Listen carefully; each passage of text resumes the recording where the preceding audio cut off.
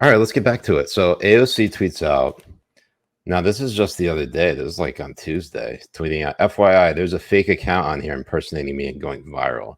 The Twitter CEO has engaged it, boosting visibility. It is releasing false policy statements and gaining spread. Whatever the fuck that means. I am assessing with my team how to move forward. In the meantime, be careful of what you see.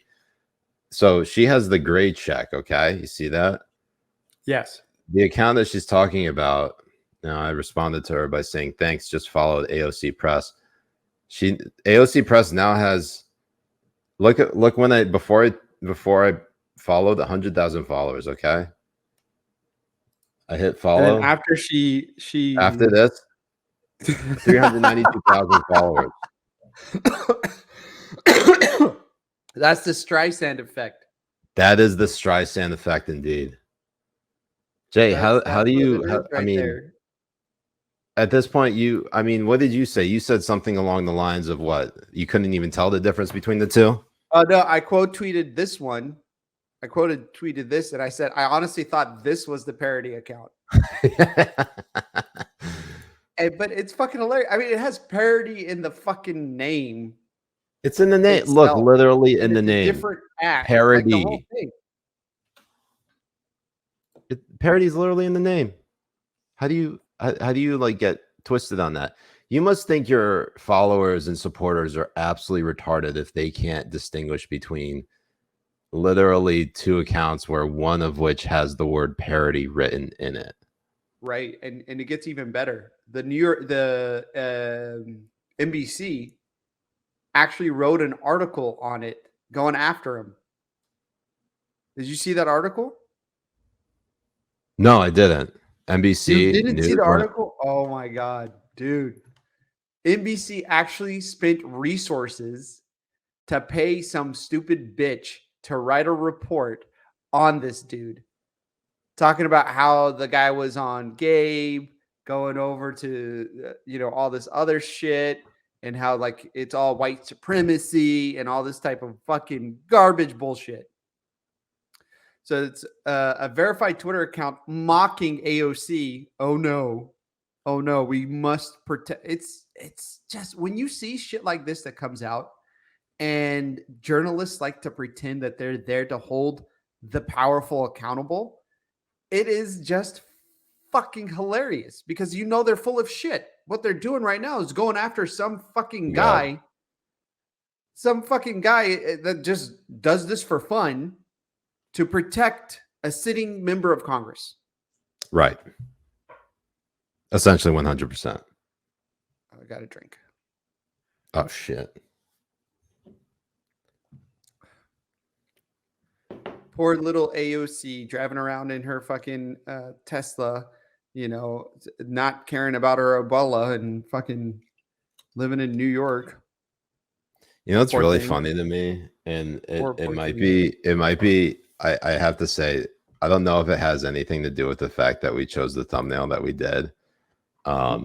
We can literally go to the Rumble page and like pull it up. We're on the top spot right now, and normally that gives us like we would get with top spot, we would get at least like a 1,000 or something like that. Yeah, boost. We're at 133 because of the thumbnail.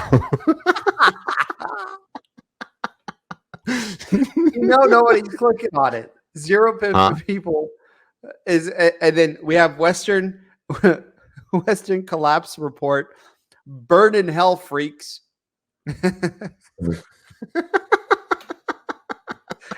Cowbow, thank you for joining us. Okay, gay Ramadan special is funny shit. Yes, it is. Thank you. Yeah, shit. It's fucking hilarious. Burn in hell, freaks. Honestly, I don't know if that's either like a random user or one of our babas. Probably one of our babas. It has to be. It's gotta be. Anyways, let's get to our top 10, shall we, Jay? Do you want to kick it off with number 10? This is GLAAD. Yes. Which is with GLAAD, the gay lesbian institutions. It's one of our a reminder that healthcare for transgender people is settled science. Every major medical association supports this crucial life-saving care. Honestly, I feel like that's how they speak because like I'm trying to think what is the most punchable voice. And what's really fascinating about this tweet here, and the reason why it was on the list is because it did get community noted. Oh, it Especially did. Yes, it did. because No, it didn't. no, hold on, it did. And Oh, it did, whoa, where'd it go? In the community notes, it was showcasing, reputable medical organizations in Europe, namely the UK, Denmark, Sweden, and so on, that were reversing their role on this affirmation care, and how That's they right, were it seeing did. it as being more and more experimental. Where the fuck did But it go then? trans activists have figured out a way to cheat the system, because when you go into it, you can spam vote down the community note, and if you spam it enough and vote it down, and you have enough accounts to vote it down, they'll take the community note off. Wow. So now you have to now there's a community note war. Yes, because of the way that the community notes is working. I mean, so far it's been a really good feature, especially on both sides, when both sides are lying their fucking So ass what you're off. telling me, what you're telling me is that the list is still in business. Yes, sir. I was very worried that community notes is going to take us out of business. No, because you can still cheat the system with community notes, and you can even Google and search for the articles yourselves on the European organizations, medical organizations, that are reversing their role on that issue. Yes. So Zach Wolf, he's saying, my son missed the state lacrosse finals because of COVID mandates, a memoir with a foreword by Neil Gorsuch. And this is in response to Neil coming out with his comments on how COVID and the COVID policies was one of the most outrageous attempts on civil liberties that he's ever seen, which is absolutely 100% fucking true. And for Zach Wolf to try to dilute the fact that loved ones couldn't go and see their dying parent or grandparent or dying loved one because of these stupid COVID policies, the fact that hundreds of thousands of businesses closed down forever because of these policies, and students and children missed out in school for 2 years and are going to be set back even further because of these policies.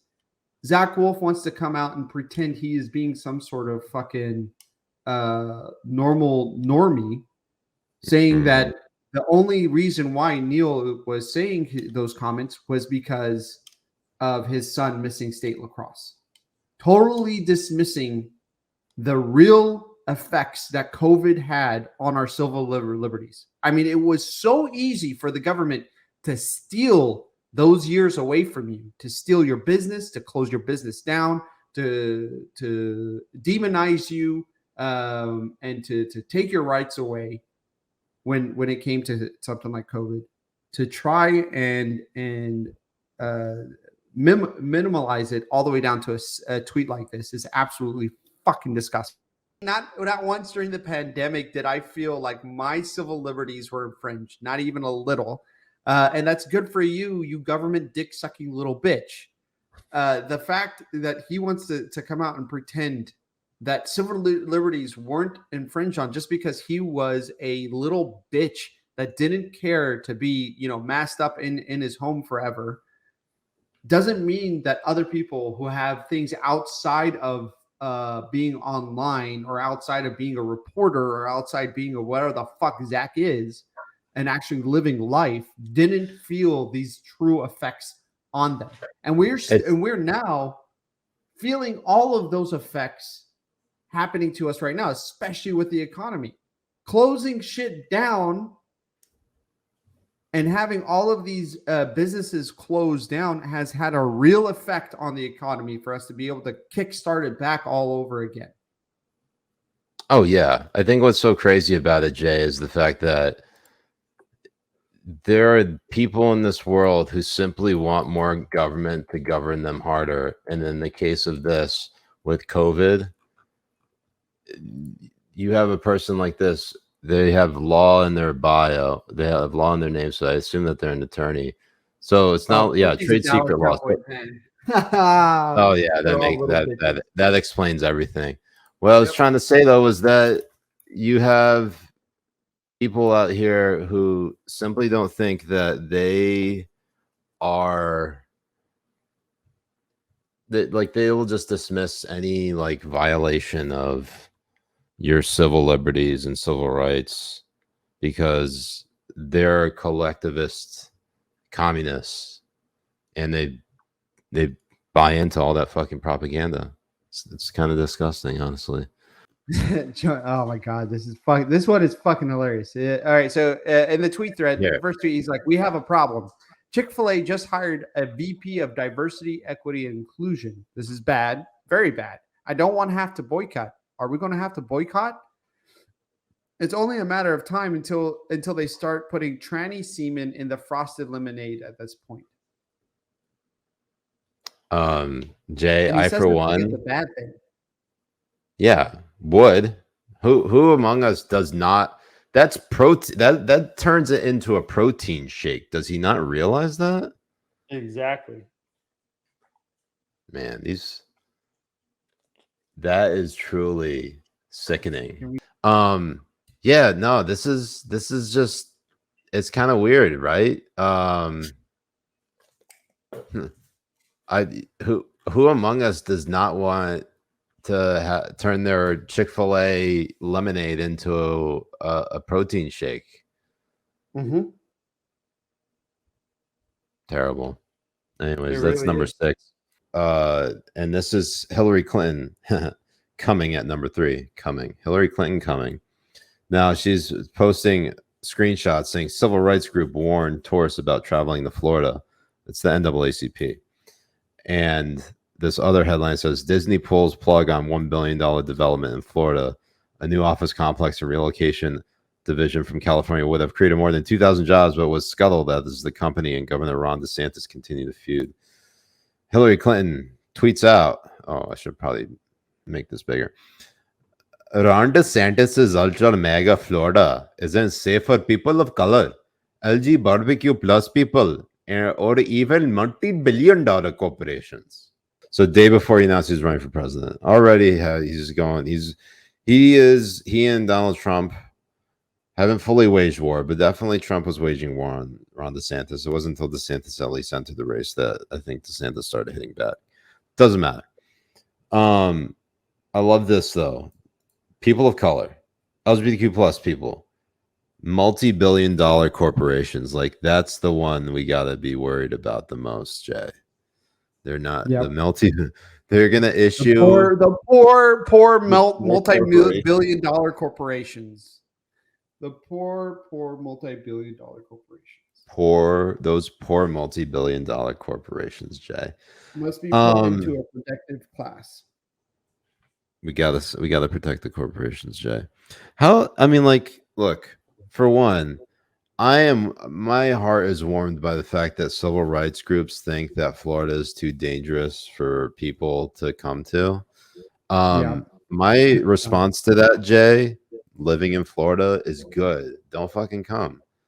Florida is already, crowded as shit already, and we're in the off season right now. So please, I actually want to thank the NAACP for saying that Florida is too dangerous to come because, look, as a person of color, which I am, and I can say that because I'm not 100% white. I am at least, sir, 50% Pakistani, and that is brown as shit, sir.